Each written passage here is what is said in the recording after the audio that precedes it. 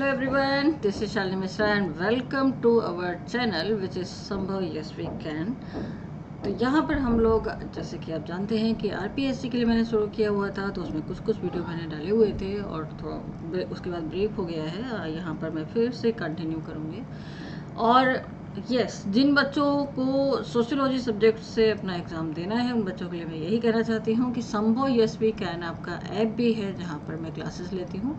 Regular classes होती हैं, timing है 10 AM की। तो जो लोग आना चाहते हैं, ज्वाइन करना चाहते हैं, फटाफट ज्वाइन कर लें। सिर्फ 999 में आपको ये 4 मंथ का जो कोर्स है वो मिल रहा है। तो जितनी जल्दी हो सकता है उतनी जल्दी ज्वाइन करें, डाउनलोड करें एंड सब्सक्राइब करें चैनल को भी।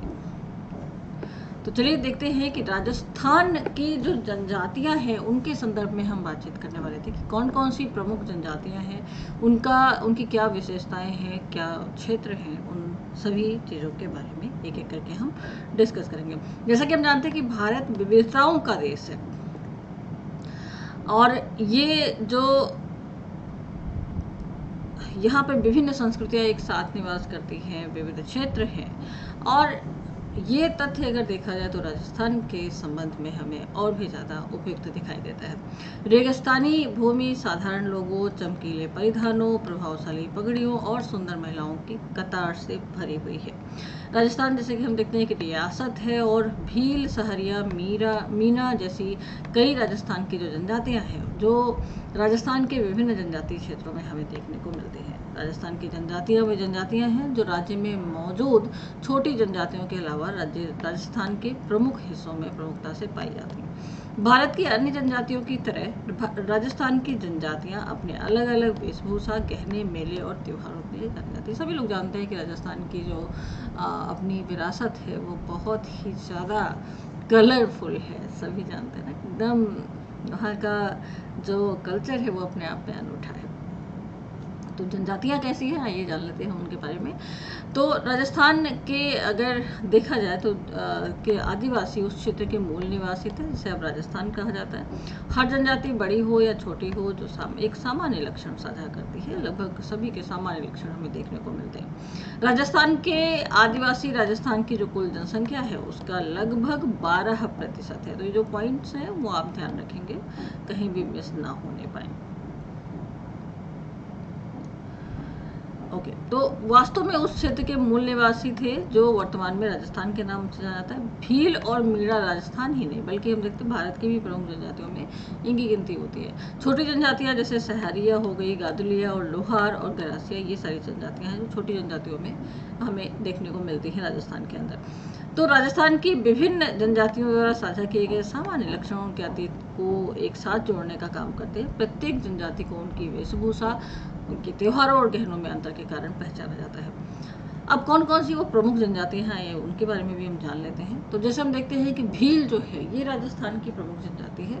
भील राजस्थान की प्रमुख जनजाति में अगर देखा जाए कुल जनजातीय आबादी में इनकी जो संख्या है वो लगभग 39% है। बांसवाड़ा क्षेत्र में इस आदिवासी समूह का प्रभुत्व हमें देखने को मिलता है। ये अच्छे धनुर्धर माने जाते थे।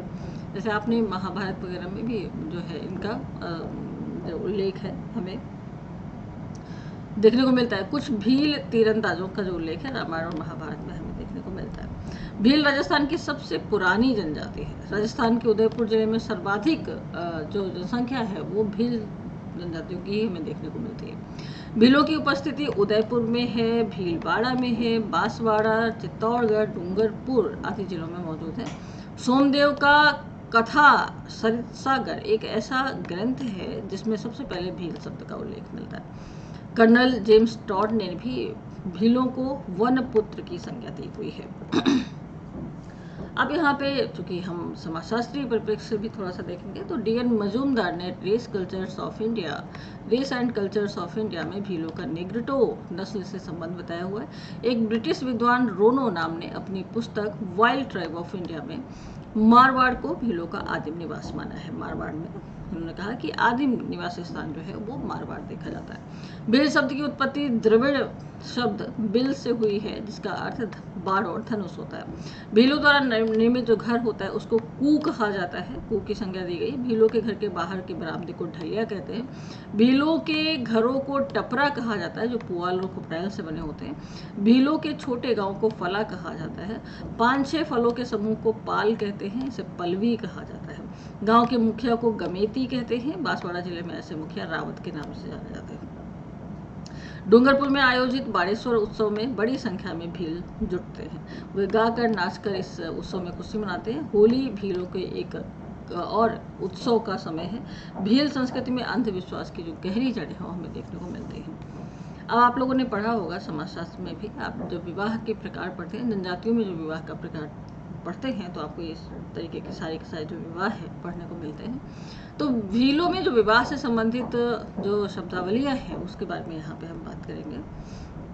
जैसे कि हम पाते हैं कि भीलों में हठ विवाह देखने को मिलता है। इस प्रथा में लड़की को भगा करके विवाह करना शामिल है।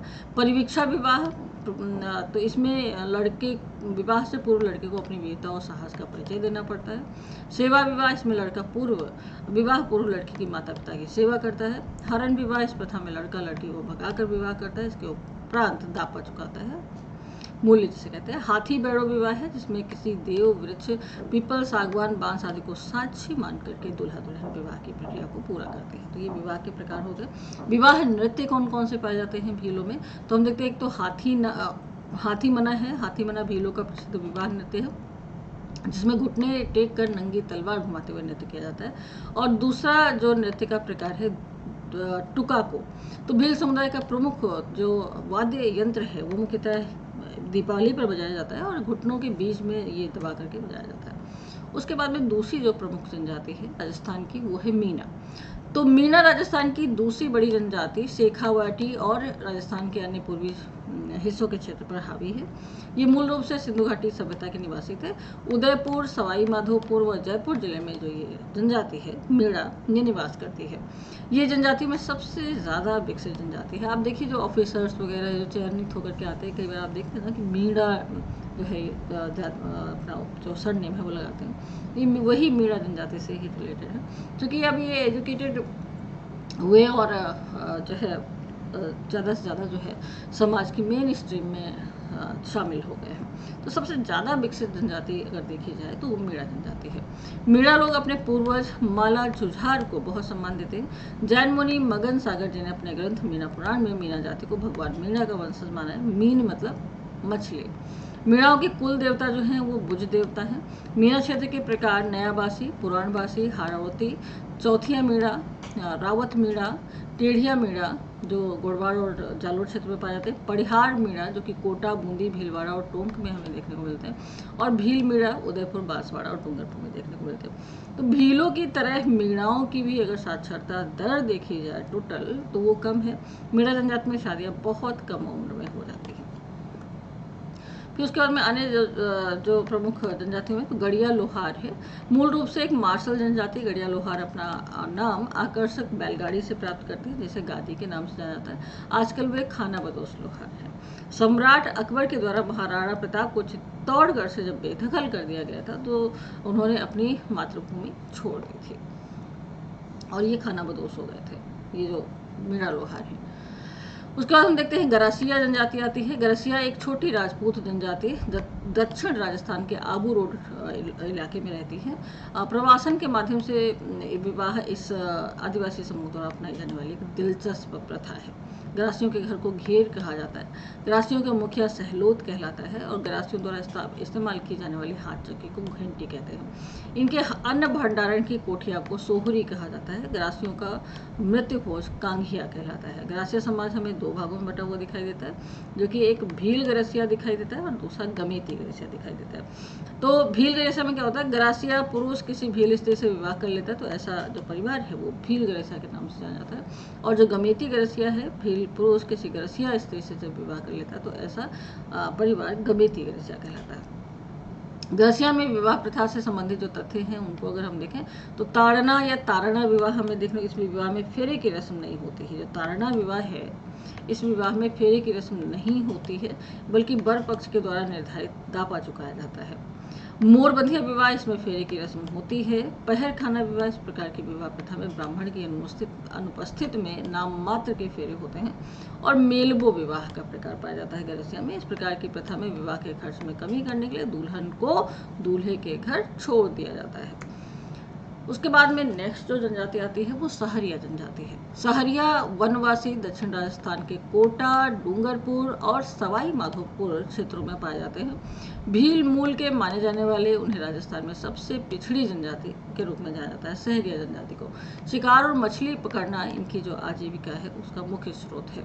सहरिया जनजाति का 99% से अधिक भाग 12 जिले में निवास करता है।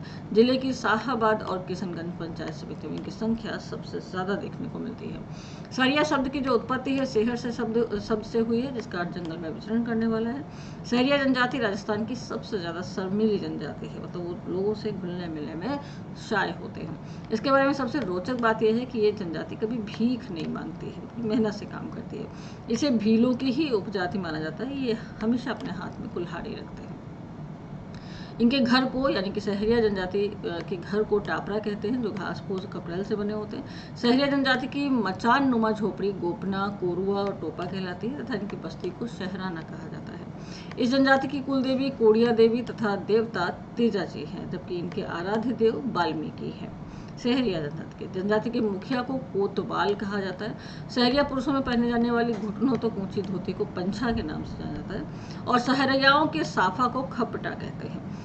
सहरिया जनजाति की विवाहित महिलाओं के एक विशेष वस्त्र को रेजा कहा जाता है और सहरिया स्त्री वर्षों में कमीज के पुरुषों में कमीज के रूप में प्रयुक्त वस्त्र को सलूका कहा जाता है। लठमार होली का प्रचलन सहरिया समाज में ही देखने को मिलता है। सहरिया महिलाओं में गोदना प्रथा प्रचलित है, जबकि पुरुषों में जो प्रथा है ये टैटू बनवाना, गोदना ना टैटू बनवाना। और खास बात क्या है कि सहरिया समुदाय में मृतक का श्राद्ध करने की परंपरा नहीं है। उसके बाद में अगली जो जनजाति आती है डामोर जनजाति आती है। डामोर मुख्य रूप से कृषक, मैनुअल मजदूर गुजरात से जो राजस्थान चले गए, उदयपुर और डूंगरपुर जो जिले हैं उसमें बस गए जाकर के। तो डामोर जनजाति का प्रमुख स्थान डूंगरपुर और बांसवाड़ा है। डामोर जनजाति में एकाकी परिवार की प्रथा प्रचलित है। इस जनजाति के पुरुष महिलाओं की तरह गहने पहनने का शौक करते हैं। डामोर जनजाति के मुखिया को मुखी कहते हैं और डामोर जनजाति में वधू का एक निश्चित मूल्य चुका करके बहुविवाह किया जा सकता है। उसके बाद में नेक्स्ट आती है कंजर जनजाति। कंजर जनजाति की क्या विशेषता है आइए देखते हैं। तो इनका जो प्रमुख स्थान है हाड़ौती जिले के कोटा, बूंदी, बारा तथा झालावाड़ है। ये जनजाति अपराध के लिए प्रसिद्ध है सबसे ज़्यादा। कंजर जनजाति नाम से ही ऐसा लग रहा है। पटेल इस जनजाति का मुखिया होता है। कंजर जनजाति अपनी कुल देवी जुगड़िया माता को मानता है। ये जनजाति चौथ माता तथा हनुमान जी की भी पूजा करते हैं। और कंजर जनजाति में अविवाहित लड़कियों का ढीला पैजामा खूसनी कहलाता है। खूसनी जनजाति के लोगों द्वारा कार्य करने से पूर्व ईश्वर से आशीर्वाद मांगने को पाती मांगना कहा जाता है। और ये जनजाति की खास बात क्या है कि ये वेश्यावृत्ति के लिए प्रसिद्ध है। कंजर जनजाति में मृतक के मुंह में शराब डालने की प्रथा है। फिर उसके बाद नेक्स्ट आती है कथौड़ी जनजाति। कथौड़ी जनजाति महाराष्ट्र की मूल निवासी है और कथौड़ी जनजाति उदयपुर जिले की कोटड़ा, झाड़ोल और सराड़ा पंचायत समिति में सर्वाधिक देखने को मिलती है। ये जनजाति कत्था बनाने में निपुण है। कत्था जो पान वगैरह में यूज किया जाता है वो।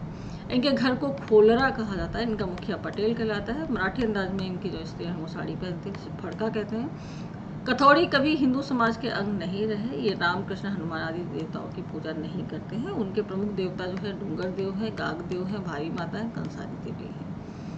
सांसी जनजाति की बात करें तो सांसी जनजाति सबसे ज़्यादा जो पाई जाती है भरतपुर में हमें देखने को मिलती है। ऐसा माना जाता है कि इस जनजाति की जो उत्पत्ति है सांसमल नामक व्यक्ति से हुई। इस जनजाति को दो उपजातियों बीजा एवं माला में बांटा गया है। ये जनजाति हरिजन को अपने से श्रेष्ठ मानती है और हरिजन के साथ उनमें विवाद को हल करती है। कुकड़ी की रस्म के तहत सांसी जनजाति में विवाह के बाद युवती को अपनी चारित्रिक पवित्रता की परीक्षा देनी होती है। ये जनजाति अपना संरक्षण देवता भाखर बाबूजी को मानती है और इस जनजाति में विधवा विवाह की प्रथा का प्रचलन नहीं है। अब हम यहाँ पर देखते हैं 2 कोई जनजातियाँ प्रमुख। जैसे जैसे टाइम मिलेगा आप लोगों के लिए और जो वीडियोस हैं वो आती रहेंगी, ठीक है। तो चिंता मत करिएगा, जितने फैक्चुअल पॉइंट्स हैं सब आपको वीडियो के माध्यम से मिलते रहेंगे। तो राजस्थान के जनजातीय क्षेत्र की बात करें, ट्राइबल एरियाज ऑफ राजस्थान, तो अनुसूचित क्षेत्र का हम विवरण पहले देख लेते हैं। तो राज्य के दक्षिण पूर्व में 8 जिलों के 31 तहसीलों को मिलाकर के अनुसूचित क्षेत्र निर्मित किया गया है, जिसमें जनजातियों का सघन आवास हमें देखने को मिलता है, घन आवास जैसे कहते हैं। 2011 की जो जनगणना हुई, इसके अनुसार हम देखते हैं इस क्षेत्र की जो जनसंख्या है लगभग 64.64 लाख है, जिसमें जनजातीय संख्या 45.52 लाख है, जो इस क्षेत्र की जनसंख्या का लगभग 70.42% है। अनुसूचित क्षेत्र में सम्मिलित 8 जिलों में बांसवाड़ा, डूंगरपुर और प्रतापगढ़ संपूर्ण जिले, उदयपुर की 8 पूर्ण तहसीलें और तहसील गिरवा के 252, तहसील बल्लभनगर के 22 और तहसील मावली के 4 गांव, सिरोही जिले की आबू रोड तहसील और तहसील पिंजवाड़ा के 51 गांव, राजसमंद जिले की नाथद्वारा तहसील के 15 और तहसील कुंभलगढ़ के 16 गांव, चित्तौड़गढ़ जिले की बड़ी सादड़ी तहसील के 51 गांव तथा पाली जिले की बाली तहसील के 33 गांव शामिल है। इस क्षेत्र में आवासित जनजातियों में जो प्रमुख जनजातियां हैं वो कौन सी हैं? तो भील है, मेड़ा है, गरसिया है और डामोर है। बिखरी जनजाति योजना क्षेत्र की हम बात करें तो जनजाति उप योजना मांडा लघुखंड, मांडा क्लस्टर और सहरिया क्षेत्र के अतिरिक्त 29.28 लाख जनजाति के व्यक्ति जो है वो 30 जिलों में बिखरे हुए हैं। सहरिया आदिम क्षेत्र की हम बात करें तो राज्य की एकमात्र आदिम जो जाति है वो सहरिया, जो 12 जिले के किशनगंज और शाहाबाद जिलों में तहसीलों में निवास करती है। उक्त दोनों ही तहसीलों के क्षेत्रों को सहरिया क्षेत्र में सम्मिलित किया जाकर सहरिया वर्ग के विकास के लिए सहरिया विकास समिति का गठन भी किया गया है। क्षेत्र की कुल जनसंख्या 2.73 लाख है, जिसमें से सहरिया क्षेत्र की अनुसूचित जनजाति की संख्या जो देखी जाती है वो 1.02 लाख है, जो कुल जनसंख्या का 37.44% है।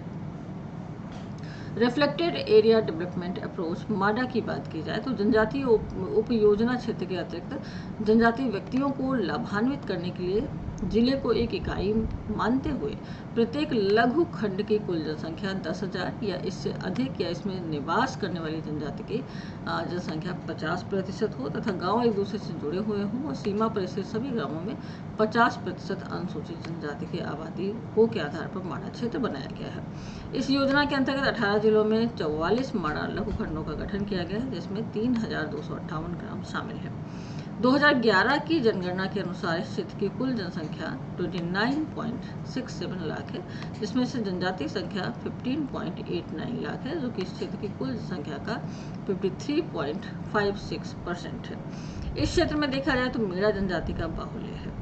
इसमें वर्ष 2001 से 2011 के बीच माडा क्षेत्र में सम्मिलित ग्रामों से टूटकर बने नवीन राजस्व ग्राम शामिल नहीं है।